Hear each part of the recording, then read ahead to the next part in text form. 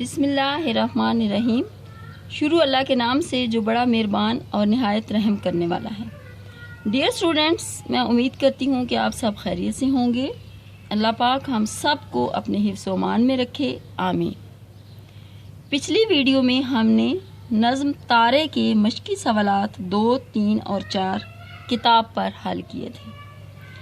آج ہم اسی نظم کے سوال نمبر 5 اور 6 کتاب پر حل کریں گے، ٹھیک ہے؟ تو اپنی اردو کی دوسری کتاب میں سے نظم تارے کا سوال نمبر 5، ٹھیک ہے، صفحہ نمبر 32 یا 32، ٹھیک ہے۔ سوال نمبر 4، دیے گئے الفاظ کے متضاد لکھیں، ٹھیک ہے۔ تو بچوں، متضاد یا الٹ الفاظ، ٹھیک ہے، ان کو الٹ الفاظ بھی کہا جاتا ہے، یعنی کوئی بھی لفظ ہے آپ نے اس کا الٹ بتانا ہوتا ہے، ٹھیک ہے۔ جیسے رات، دن، گرمی، سردی، بہار، خزاں، ٹھیک ہے۔ الٹ جو بتاتے ہیں اس کو متضاد کہتے ہیں، ٹھیک ہے۔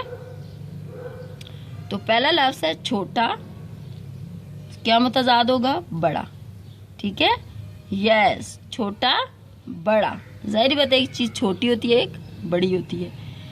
رات، دن، رات کا کیا ہو جائے گا؟ دن۔ جاگنا، سونا، جاگنا، سونا، یا تو آپ جاگ رہے ہوتے ہیں یا سو رہے ہوتے ہیں۔ برا، اچھا، ٹھیک ہے، برا کا کیا ہوگا؟ اچھا۔ اس طرح سے آپ نے رائٹ کرنے ہیں ان کے متضاد، ٹھیک ہے۔ ایک دفعہ پھر میں آپ کو بتا دیتی ہوں، ٹھیک ہے۔ چھوٹا کا کیا متضاد ہوگا؟ بڑا، چھوٹا بڑا۔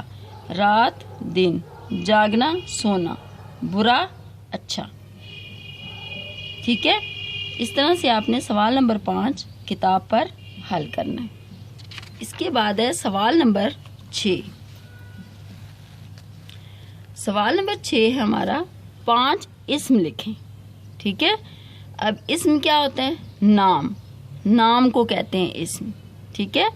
کوئی بھی چیز ہے اس کا نام ہوتا ہے نا، کس کا نام؟ کسی بھی شخص کا نام، کسی بھی چیز کا نام، جگہ کا نام، تو اس کو ہم کیا کہتے ہیں؟ اسم کہتے ہیں، ٹھیک ہے۔ کیا تعریف ہے اسم کی؟